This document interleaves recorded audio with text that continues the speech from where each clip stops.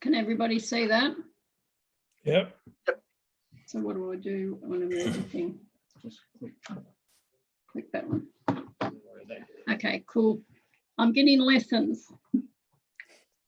I know how to order general postage stamps, but I can't run these computers all that well. Okay, so thanks very much for having me. And as Frank said, that the text is very much from Richard Bracken. I'm going to add a little bit and pieces of my history as we go through, but as we know, Richard is just a magic historian for Australia Post and just knows everything that's happened way before his time. So we start off with a little bit about the Stamp Advisory Committee. So it was nearly 75 years ago that the Stamp Advisory Committee was established to give the Post Office advice about the development of stamp designs. From the committee's first meeting in March 1947, two Melbourne philatelists, J.R.W. Bill Pervez, who is the main picture here, was perhaps the most respected philatelist of his generation, and Bill Russell, advertising manager of the Meyer Emporium, were members of the Stamp Advisory Committee, together with Sir Darrell Lindsay, director of the National Gallery of Victoria. All three members had long service. Pervez, 1963, Russell, 1964, and Lindsay, 1960. In its early years, the committee offered advice about stamp subjects, choice of stamp artists, and improvements to stamp designs submitted for assessment. For the first time, the Post Office Headquarters Administration received regular expert advice on philatelic and stamp design matters. Throughout its existence, the Stamp Advisory Committee has always had at least one prominent philatelist as a member, these including John Gartner, Ray Chapman, Richard Peck, Betty Van Tenneck, John Steinfeld, and currently Malcolm Groom. And I saw Malcolm was on the presentation before. The Stamp Advisory Committee operates by Zoom meetings to evaluate proposed stamp designs. Incidentally, the committee will be 75 years old in March 1922. We currently, most of the images are going through to each of our members. We haven't had a Zoom meeting for a little while, but we really hope now some of this lockdown's over that we're going to be able to come together again and discuss some of these issues. And I just thought maybe it might be nice to understand who's actually on the Stamp Advisory Committee these days. It mainly consists of high profile graphic designers. We have Sue Morris, who's a graphic and textile expert. We have Nigel Fitton, who is a design architect. We have Sue Dixon, who's a consultant in colour and fashion forecaster. We have Alison Colpoys, who's an award-winning illustrator and a graphic designer. We have Melinda Coombs, who's a graphic designer, and she's done many of our stamp designs, worked in the Philatelic design studio for many years. And as our expert print consultant, we have Tony May from Sprint Pack. And several members of the Philatelic group also attend those meetings, including myself, Michael Zolt, and Lynette Trainer. And we have a minute taker. So it's still quite a big committee.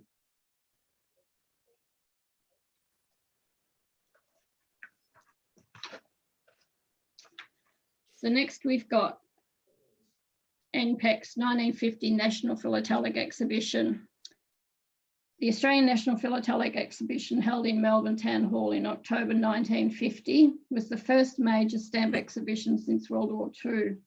Commemorating the centenary of Australia's first stamps issued by New South Wales and Victoria, the exhibition was of special importance. The Post Office's Director General, Sir Gillies Chippendale, and his Deputy Director General, Percy Van Toff, attended ANPAX, and they were very impressed by the exhibition's organisation and the extent of activity by collectors and the stamp trade. The two chiefs decided that a philatelic group should be established in the Melbourne headquarters to arrange new stamp issues and provide services of benefit to the philatelic community. As a point of interest, the Post Office headquarters, or Postmaster General's Department, to give the formal name, remained located in Melbourne. It was never transferred to Canberra, as was the case with other Commonwealth departments, probably because the move of such a large organisation would be very costly. And again, my experience within the Philatelic group has seen many, many stamp exhibitions, and that's where I've met most of you. And it started back in the early 80s, Right. and where we continued through to taking a larger focus on the international exhibitions, along with many postal organisations in the early days. And I've been very, very fortunate to attend places like Seoul and London and Washington, and I've been incredibly lucky in my career with the Philatelic group in travelling the world and catching up with all you guys. Next one is Phil Collis. He's the first Philatelic officer. He retired in 1969. First Philatelic officer at Post Office headquarters was Phil, who took up the role in November 1951, which is 70 years ago next month. He had the title Assistant Controller, Stamps and Philatelic Branch, the controller's position being a higher rank in charge of various branches, including Philatelic. Collis is pictured with his wife at his retirement function in March 1969, after spending nearly 17.5 years as head of Philatelic. At left, Ron Page, Director of Postal Services, chaired meetings of the Stamp Advisory Committee through the 1960s. When the position of Philatelic officer was advertised in 1951, Phil Collis emerged as the successful candidate among dozens of applicants. He had been the part-time editor of the Australian Stamp Monthly since 1935. Also, his previous career working in a Victorian government department prepared Collis for his new role at the Post Office. Among his chief tasks were management of the stamp issue program, publicity for new stamp issues, and arrangements for selling stamps and postal products to collectors at major post offices, as well as mail order from the Philatelic Bureau. Throughout the 1950s, the Philatelic group comprised only 4 or 5 staff members, so the workloads could be quite significant at times. Following his retirement, Collis authored a number of Philatelic publications, including a series of 9 booklets published by the Post Office, presenting a background history of Australian stamps from Federation up to the eve of decimal currency. At his death in 1989, Phil Collis had been a member of the Royal Philatelic Society in Victoria for 54 years. So our current staffing levels within the Philatelic group is 18 staff. But when we compare the number of stamp issues that was done back in the 50s and 60s, the actual workload of the staff now is incredibly heavy, and the number of products that are produced. So, maybe 5 years ago, we were operating with 44 staff. So we've had significant cuts over these last few years, but we still managed to get a pretty amazing program for collectors.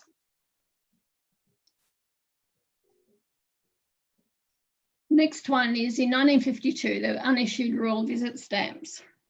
Shortly after the Philatelic was established, Queen Elizabeth II acceded to the throne following the death of her father, King George V, on February 1952. As Princess Elizabeth, she and the Duke of Edinburgh had already embarked on a tour that would include Australia before the King died. The stamp image pictured had already been released for publicity, but production of the stamps did not proceed. The accession meant that a new series of definitive stamps featuring the Queen would be developed in line with a long-established policy of depicting the monarch's head on the base rate definitive stamp and the most lower denomination definitive stamps. The Postmaster General of the day, Larry Anthony, became interested in these matters. Although the minister's request for a mourning stamp for the George V was not adopted, other proposals he suggested were adopted, including an increase in the frequency of commemorative stamps, use of promotional themes for a stamps, example, produce food stamp issued in 1953, two-colour stamp designs, and even printing diagonal colour strips around the edges of aerograms. So again, today we have just issued our Queen's Birthday stamp, although it was a little bit later this year due to some delays in approvals from London. We got it out and went on sale in September. The next one is our famous Philatelic Bulletin. So the Philatelic Bulletin was first published in August 1953, and the magazine, it was renamed the Australian Stamp Bulletin in 1978, has appeared about 6 times a year ever since. We're currently putting together edition number 374, and as we speak, it's been mailed out to you all. The bulletin is 68 years old, and throughout its life, it's been free to anyone who wishes to receive a copy. The magazine's core purpose is to announce forthcoming new stamp issues, together with the news of philatelic and numismatic products and local activities of interest to collectors. During the early years, the bulletin was an 8-page black and white publication mailed to less than 10,000 subscribers. Surprisingly, back then the bulletin was not actively promoted to the philatelic community, chiefly because the magazine was mailed out directly from the Philatelic group, which involved a great deal of work for everyone concerned. In 1970, the bulletin was converted to a glossy full-colour magazine and its distribution outsourced to a commercial mailing house.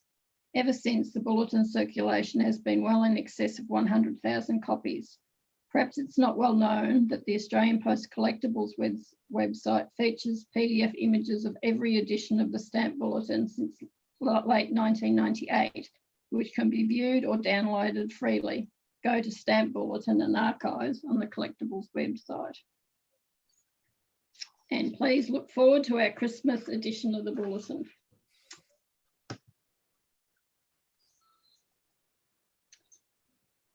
Territories sold through Australia Post, or in Australia. In the mid-1950s, the Philatelic Group introduced sales at face value of the current stamps of Papua New Guinea, Nauru, Norfolk Island, and at capital city general post offices, as well as by mail order from the Philatelic Bureau. The 3 territories operated their postal systems independently of the Australian Post Office, and their stamps were not valid for postage within Australia. All the new stamp issues of the territories were publicised in the Philatelic Bulletin.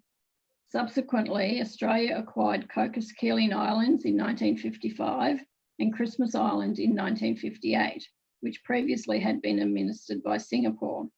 Christmas Island introduced distinctive stamps at the time of the transfer to Australia because Malayan currency continued in circulation for the benefit of the island's Chinese phosphate workers.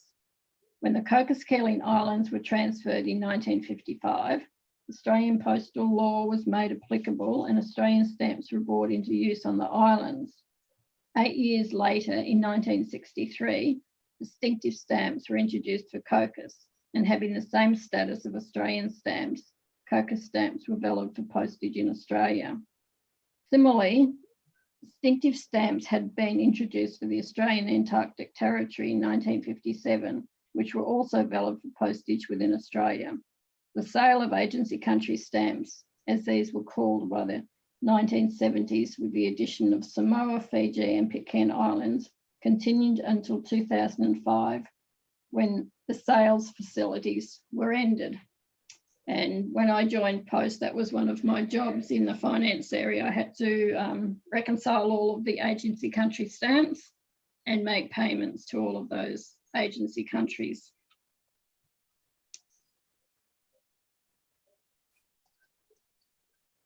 Current philatelic sales list, 1959. In 1953, specially selected stamps for philatelic purposes were sold at philatelic sales sections at the general post offices in Sydney, Melbourne, Brisbane, Perth and Hobart. The philatelic sales sections also handled mail orders received from customers resident in the state concerned. The Philatelic Bureau was established in Melbourne's Mail Exchange building at the corner of Burke and Spencer Streets to process mail orders received from overseas collectors and from anywhere in Australia. A philatelic sales list was published identifying the current items available for collectors to purchase. The image here is the front page of a 4-page list of items current in March 1959. About 145 items are listed, comprising definitive and commemorative stamps, postage due stamps, stamp booklet, coil stamps, specimen sets, postal stationery, and territory stamps. The territory stamps fills 2 pages of the list. Australia's definitive stamp denominations included £1 and £2 values, and in today's prices, they would be at least the equivalent of issuing $50 and $100 stamps. So we really aren't all that expensive at the moment.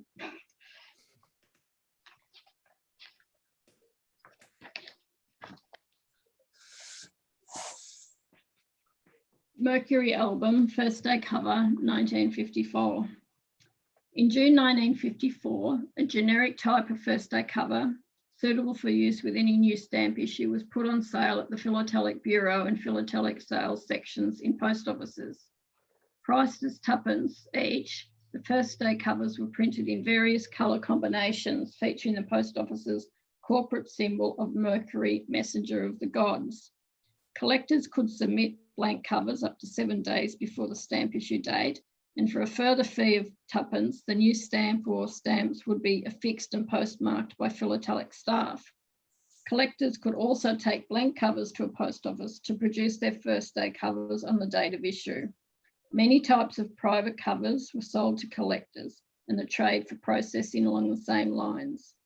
In February 1970, the Post Office introduced distinctive first day covers for each stamp issue, now sold as service products with a new issue already affixed and postmarked. A large network of first day of issue post offices was established, with each office having its own first day of issue postmarker for ongoing use. Today, collectors who prefer to create their own first day covers can purchase blank versions for the purpose at 30 cents each. And still today, we have one full-time person at Sprintpack who postmarks covers that have been sent in from collectors with different stamps or a different format of the stamp for first day of issue postmarking with our new issue stamps. So it's obviously a very long-term collector facet of philatelic. 1956, the Melbourne Olympic Games. Coinciding with the 1956 Melbourne Olympic Games, the Post Office introduced caravan-type mobile post offices to service postal and telecommunications facilities at various Olympic venues across Melbourne. Postmarkers depicting the events involved were used at the mobile post offices and at fixed post offices if located conveniently to Olympic venues. A long series of 52 Olympic Games postmarkers were produced, with full sets on cover being available for sale from the Philatelic Bureau. At the time, the Philatelic facilities represented the largest exercise of its kind. Also notable were the Olympic Games stamps, which included Australia's first multicoloured designs. Airmail rate stamps in 1 shilling and 2 shilling values were produced by 2 stamp printers in Europe, specialising in photogravure stamp printing. Special permission was given by the Federal Treasurer for the Post Office to have the Olympic stamps printed outside of Australia. Compared to one-colour recess stamps, the vibrant colours of the 2 Olympic stamps created a great deal of interest among the public. And again, as you would all know, the Olympic Games is still a really major feature and an event for the Philatelic Group. We've just had our Tokyo Games with our instant gold medal stamps. And again, with us coming up to the Brisbane Olympics, I'm sure the Philatelic program over the next few years is going to be quite strong from an Olympic point of view. And the other really interesting part of this section is the mobile post office. And I didn't really know very much about the mobile post office until maybe about 3 months ago, and we were approached from some of our people in the services area that were starting to reintroduce these mobile post offices around the country during COVID, and going to areas where people were unable to get to the post office to do their mail. And in the bulletin that is just, in the last bulletin, not the one that's been mailed out now, but we have an offer of special postmarks of these mobile post offices and a set of covers. So, you know, nothing's really new these days. Things are, yeah, I think the post office has tried most things over the years, and you know, what's old is new again.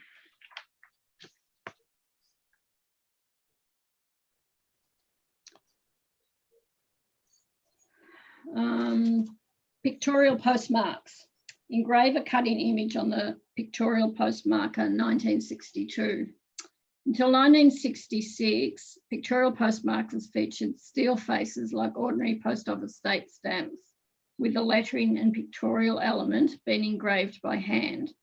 Of necessity, the pictorial motif was engraved in simple outlines without the benefit of very much detail. The photograph features a commercial engraver at work cutting the designs of 25 pictorial postmarkers provided for the 1962 Perth Commonwealth Games venues. The simple outline of the postmark design shows the limitations of the engraving process. With the adoption of synthetic rubber for the postmark face in 1966, it became possible for more elaborate designs to be reproduced on special postmarkers. Also, steel postmarkers were more difficult to manipulate to obtain good impressions. The innovation led to all steel date stamps in post office being progressively replaced.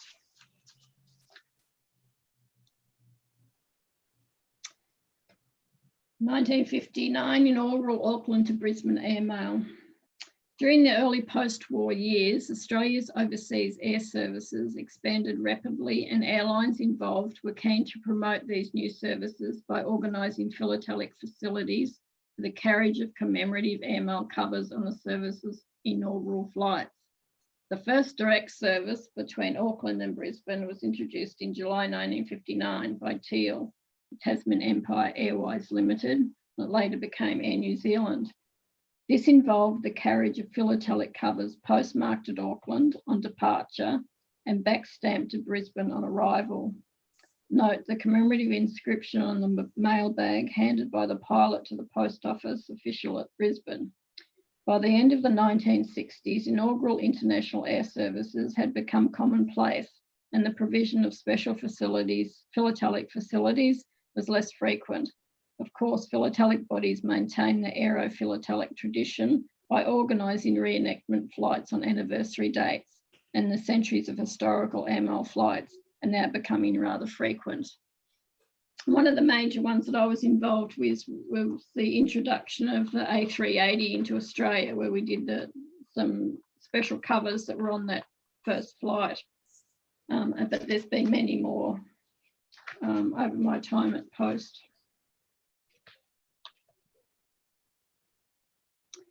In 1957, our first Christmas stamps.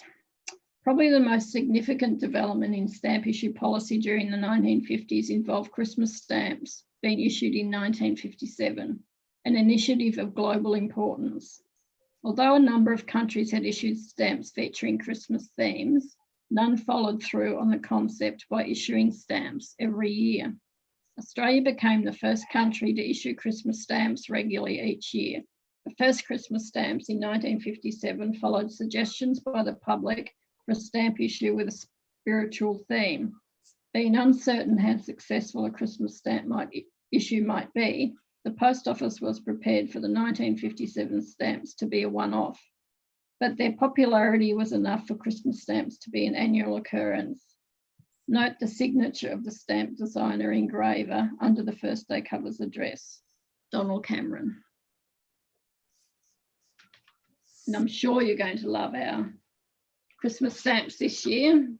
And no, we continued on with the religious theme for many, many years, and maybe it's only been the last maybe 10 years that we've actually started to introduce secular designs in our stamps. And our Christmas Island Christmas issue always has a fun Santa as part of the image, and has proved very, very successful. It's pretty quirky having a Christmas Island stamp for Christmas.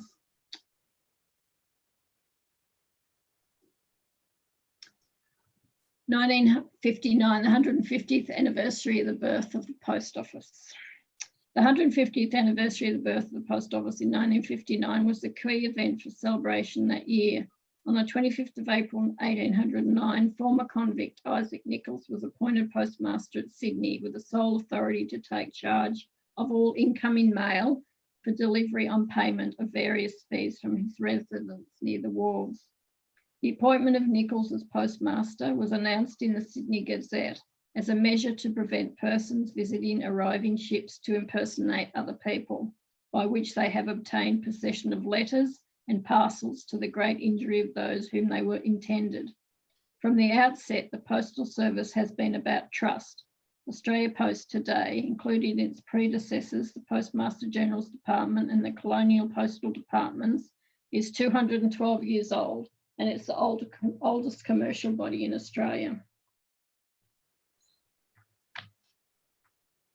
And we're all very trustworthy.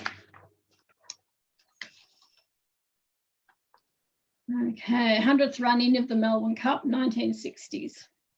The themes of the stamp issues sometimes trigger unexpected controversy in the community, and over the years, stamp themes have been chosen carefully. When suggestions were received for a stamp to commemorate the 100th run-in of the Melbourne Cup in 1960, they were initially rejected because it had not been policy to feature particular sports on stamps. Pressure was applied to produce a Melbourne Cup stamp, and the Post Office reluctantly agreed. A major reason for their concern involved the association of horse racing with gambling. With the announcement of the forthcoming stamp issue, certain church leaders objected, and they called for the Melbourne Cup stamp to be boycotted.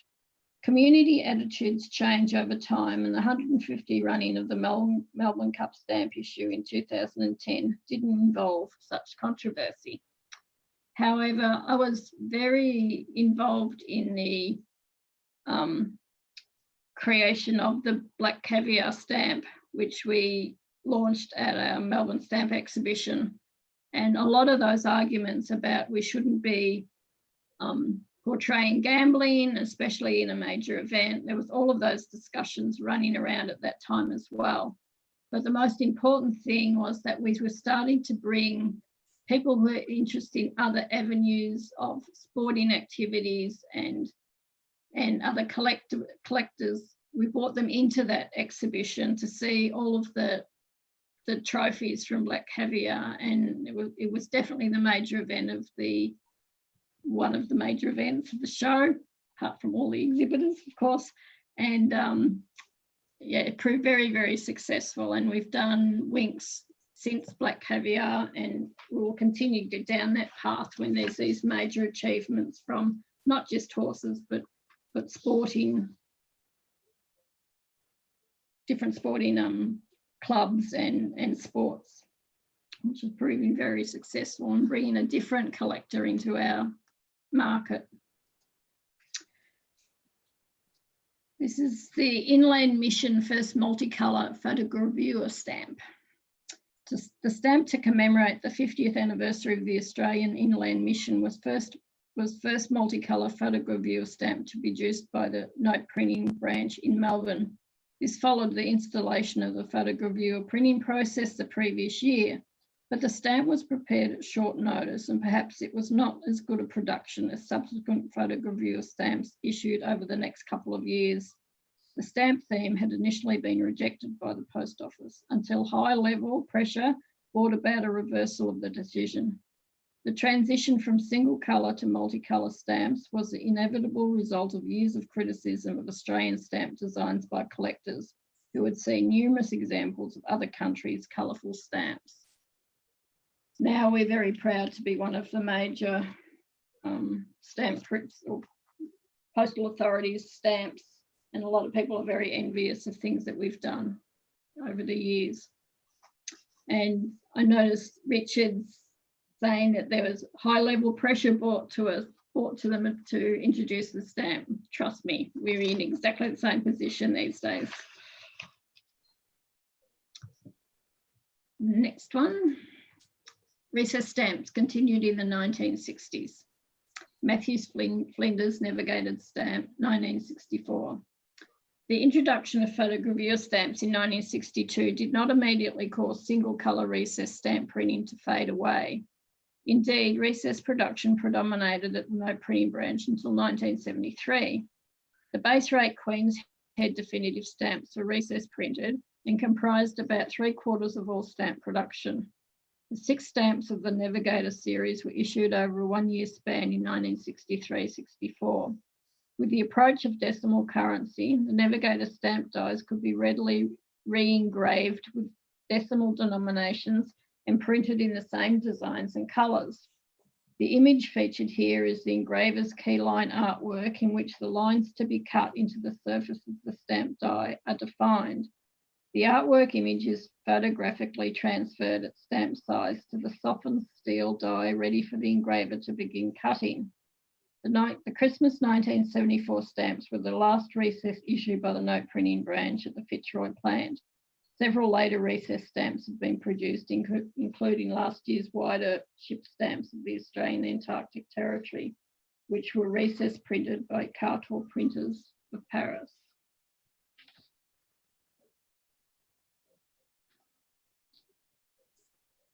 Decimal currency, 1966. Probably the most significant change to daily life in Australia since World War II involved the replacement of pounds, shillings and pence by dollars and cents.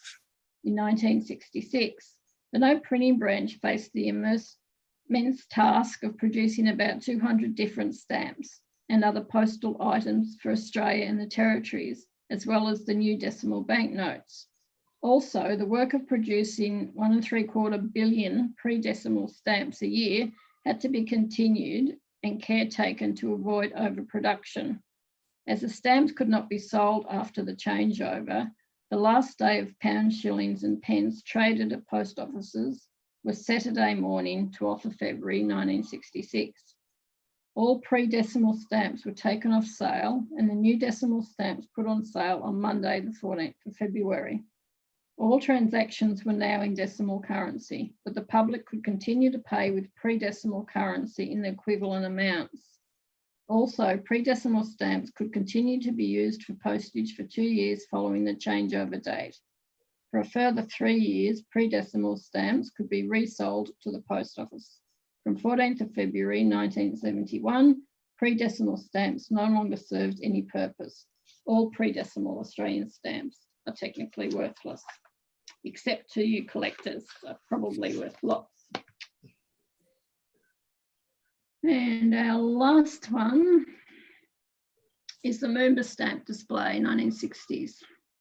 Moomba stamp display guide, 1967. The Philatelic group participated in many types of stamp events during the early years, including Melbourne's annual Moomba Festival. This involved an exhibit from the archival collection and a mobile post office at the Moomba stamp display in the Treasury Gardens, hosted by the Victorian Philatelic Association, now the Victorian Philatelic Council. A large tent erected in the gardens housed various exhibits contributed by local stamp collectors. The mobile post office was the type originally introduced for the Melbourne Olympics, which was later used for special events and emergency requirements. Collectors who regularly attended the annual Moomba stamp display might recall the late Colin Dunn, who usually manned the mobile post office and who for many years worked at Philatelic sales sections in the former Russell Street Post Office and elsewhere around Melbourne. The stamp display was held in conjunction with the Herald Outdoor Art Show, which involved displays of paintings, priced for sale, arranged along the pathways in the gardens. And Colin Dunn was one of my mentors and taught me so much about Philatelic in my early days, and was just a great, great human being. And that's all. Thank you. Okay, thank you, Cheryl. I've got no questions. Anybody got questions for Cheryl? Do you want to stop sharing your screen, Cheryl, please? Oh, how do I do that? Down the bottom, middle. Green buttons. Let's just say share screen, just stop it. Yeah, slow, God. So has anybody got any questions? Yes, I'd like to ask Cheryl. Now she's been with the post office for so long now. Looking back, has it been something that you really enjoyed, or did you find it a little upsetting sometimes? Hang on, I think I've just found how to stop my sharing. Hang on. There we go. Sorry about that. Well done. The screen wasn't on this one, it's on that one over there. I have been so blessed working for the post office for a start, and to have found my way into Philatelic, and to have had the opportunities that have been given to me. It's just been amazing, and I've worked with many people over those years, and people you would know like David Maiden and Michael and Noel Lay, and you know, they're all very firm individuals and very different people, but they've just been great. And the experience that I've had, like I've traveled the world. From my first show was in Korea, and you know, to those massive shows, like in the early days that I started, they were huge, not quite as big these days. And you know, I wonder whether the opportunities of international of postal administrations traveling to international shows will continue for much longer. It's getting harder and harder. You know, everyone knows that we're not getting the crowds like we used to. So financially, it's a big commitment for a post office. You don't need to go and see those people and get collectors in other countries, because the internet is just, there is no boundaries with the internet now. Anyone can buy anything anywhere. So I think moving forward is going to be a very different place to work. And you know, I've just been really lucky, and you know, I get a bit sad when I think that, you know, it's not, my retirement's pretty imminent now. And yeah, so great question, and I've loved it. Oh, thank you, Cheryl. So good to listen to the history. Yeah, and definitely look, all the thanks goes to Richard. He puts all of this stuff together, because and I learned things from reading his presentation too. So I'm thinking maybe we need to do just some one colour stamps again. It'd be nice to do something different like that, rather than all that coloured stuff all the time. So yeah, you never know. I was thinking we could have a mobile post office at Moomba. I think that would be lovely. Yeah. Yeah, well, the Cheryl, Victorian one is still due to, they cancelled it because of COVID, but the Victorian mobile van will be happening, but I just don't know when and whereabouts that will be yet. But Moomba's a good idea. Yeah, why not? Yeah. Cheryl, I have a question. Yep.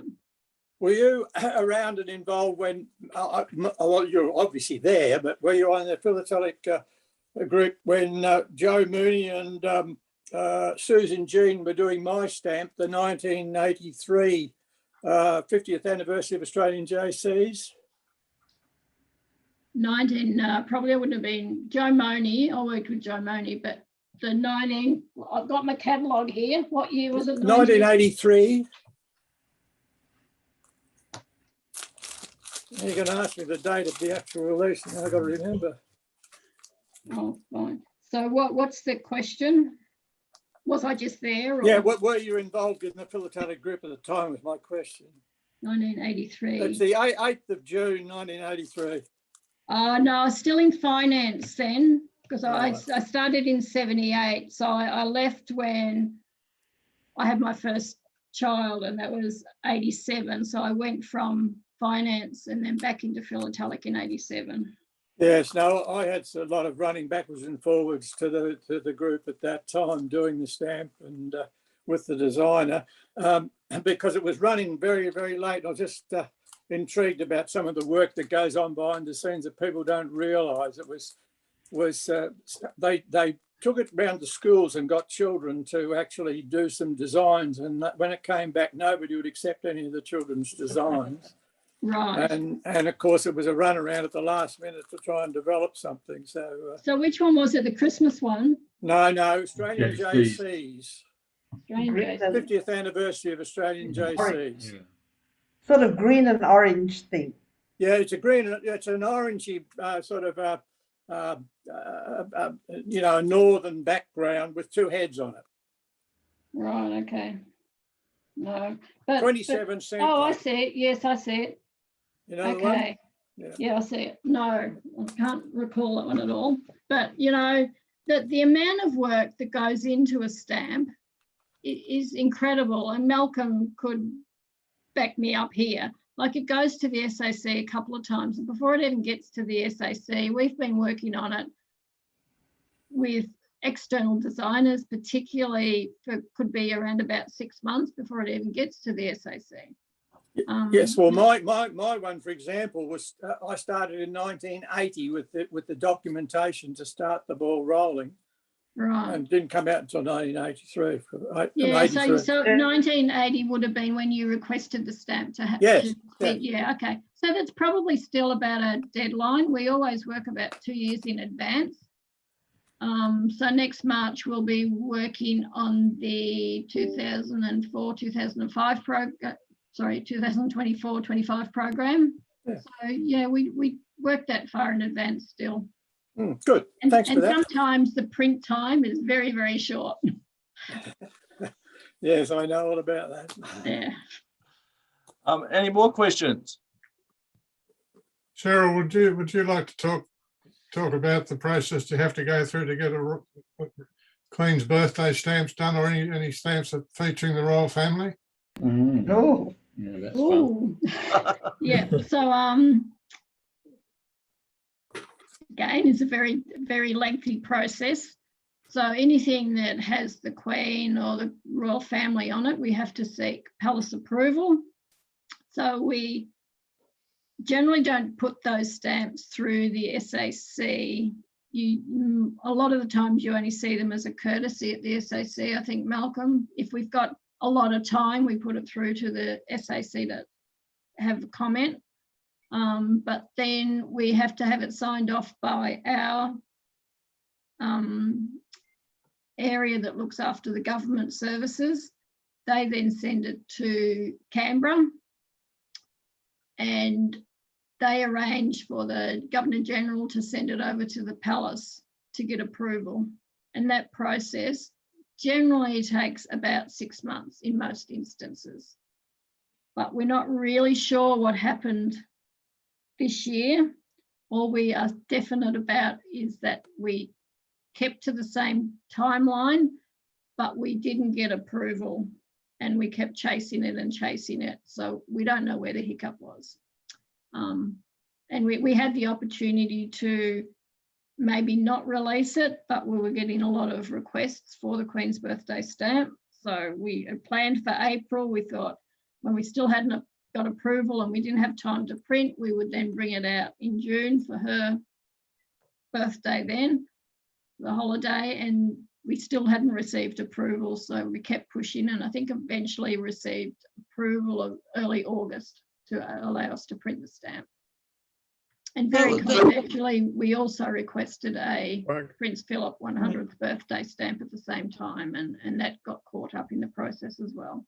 But you know, everyone was going through COVID, and you know, England was just as bad as us, and you know, anything could have happened. and she was having a bad year right now. Yeah, that's right. Yeah. Yeah, so where are we? Our 2022 stamp has already gone over for approval, so hopefully we'll get approval in time so we can release it in April next year for her Platinum Jubilee. Wow. Mm. Mm. So I've got Any some more nice questions? ideas of different products we can bring out for her Platinum Right. Jubilee, because we've got the silver and the golden and the platinum. It'll be make some nice products for our impressions catalogue next year. Mm. Cheryl, I was just going to say, when I was working at Max Stearns, we used to, Mr. Dunn, Colin Dunn used to come in almost every night to pick up his new issues, and seeing him up at the bureau in Russell Street, he was always as you say, it was an absolute gem to deal with. Yeah. And the other person that I remember well from that time too was Clary. Do you recall Clary? Clary worked with him as well. Yeah, I don't really, I can't, because I was trying to think of his surname. I think Effeminate, but he was a very nice fellow, and he was yeah. you know, the two of them ran the bureau there. Philtelic, yeah. No, I didn't know him, sorry, but yeah. I spent a lot of time with Colin. He was a very, very good mentor. Right. Any more questions? No, but I'd like to congratulate the Philatelic group. If you look at the new issues over the last 2 years and the regular bulletins that were coming out, when you consider that's come from the most locked down city in the world, and certainly in Australia, with people working from home or unable to travel, I just think they've achieved an absolute remarkable performance. All right, and I want to congratulate you. Thanks, Bernie. And can I just say that our group has been, since March last year, we've been into the office together one day. So when we all get back together again, I think we're all going to look very different. Any more questions? No? All right then, can I just thank you again, Cheryl, very much for Thank you all for being here. no, thank you. I knew you were very hesitant in doing this. You've done a marvelous job, and you've given it, with Richard's text and your little personalisation of it all. I think you gave us a really, really great insight into the Philatelic group, and on behalf of the members and everybody, I'd like to thank you very much for doing the presentation. And I'd like everyone to just show Cheryl the gratitude that like we normally do. Thank you. Great presentation. Great presentation. Thanks. I look forward to maybe doing the 70s, 80s and 90s where I know more about it. Well, you can do it. You can do it next year if you want, Cheryl. Absolutely. Plenty of notice. Okay, thanks, guys. All right, Cheryl. now that we've done the presentation, now to the mundane part of our meeting. We had a new member apply, William Gamage, from the ACT has applied for membership, and he'll be, if there's no one objecting to it, he'll be accepted at our next council meeting in November. And Roger Elliott and Barry Gibson, Roger Elliott from UK and Barry Gibson from Tasmania, were accepted as members at our council meeting today, this evening. Announcements. As you know, our course was cancelled due to COVID. We had Australia Post overprint 100 mini sheets, ginger mini sheets for us. So then we got an extra overprint of postponed due to COVID. And when I sent out the emails to all the collectors and that were on my list and dealers, we sold out in 2 days. So I don't know whether that's COVID or ginger eggs. Other announcements. Council had a meeting, your council had a meeting this evening, and we'll just had a long discussion in regards to our future meetings and COVID. Now, council takes the responsibility of looking after our members seriously, and we've decided that we'll not have any face-to-face meetings this year. the rest of the year will be Zoom meetings, and we'll have a whiz bang face-to-face meeting, hopefully in January. Restrictions permitting and government, no lockdowns permitting. So I will send out an all points bulletin early next week in regards to the meetings and what Zoom meetings we're going to have and presentations what we're going to have in November and December. December, I'm looking at having a Zoom Christmas party. So bring your beer, bring your wine. What I want to do is, if we have a Christmas theme and our members email, present 3 or 4 items, Christmas related or humorous related or whatever. It can be whatever, but just we get together and celebrate Christmas. Even though we can't get together, but at least we can celebrate Christmas together. Other than that, any other announcements? Frank, John Shorley, in terms of the Postal History Group, that's on the 10th of November. It's going to be a Zoom meeting. I couldn't recall when council was meeting what our subject was, but the subject that we had floated was the idea of impulse purchases, or purchases when you got them home turned out to be not what you hoped they were. And anyone who says they don't have any of those is not really in the Philatelic world I occupy. So that's the theme. It'll be a Zoom meeting. But the other thing that was discussed about postal history was that it was very pleasing how many people participated in our Zoom postal history. We're very mindful of the fact, of course, that some of our local members can't participate in that. So that's something to be borne in mind. But certainly our plan would be next year to have a number of our postal history groups done as Zoom meetings. So we certainly look forward to getting the sort of attendance we did at the last meeting, which was very, very pleasing. So we'll also put a lot of thought into the relative qualities of the various meetings. But so impulse purchases and those that turn bad when you got them home. And I have several entries, but Alan Shatton will make that I don't exceed 6. And I'm sure that we've all got a lot of those, especially if you purchase an eBay. Yeah, Frank, you're going to mention about library meeting? Yes. I was going to mention that. Yep.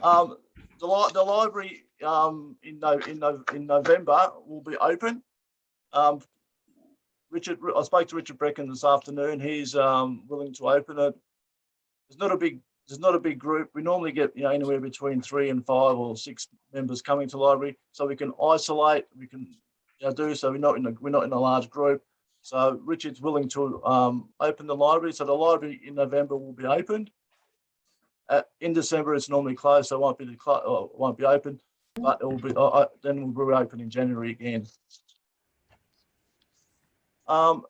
Any other announcements before I go into our future meetings and dates?